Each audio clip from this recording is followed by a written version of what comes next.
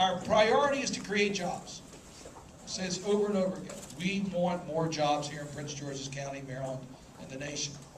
And we're working very closely with Sharon Baker, the county exec. He's been dynamic and working with us to figure out how we can bring more job opportunity to Prince George's County.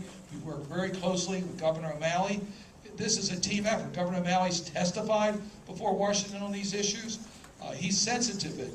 There's a provision that we put in the bill, the Small Business Jobs Act, that was brought to us by Governor O'Malley.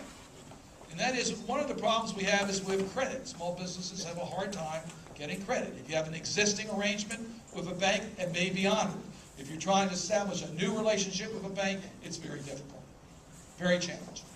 So in the Small Business Jobs Act that's been signed into law, we included a provision that allows the SBA to be actively involved with private banks and give them an incentive to loan more money to small businesses.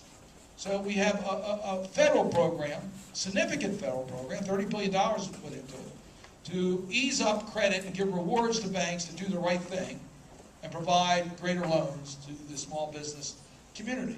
But we also provided over $1 billion for state programs. So that's what Governor O'Malley asked us to do.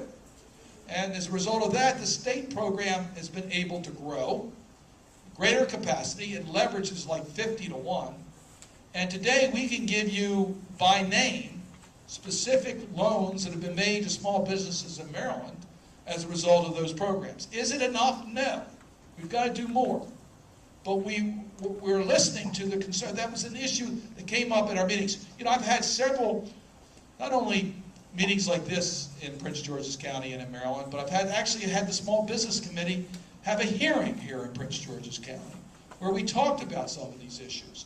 And as a result of what you talked about on bundling and the problems with the government contracting, we changed the law in Washington. We actually did some things differently.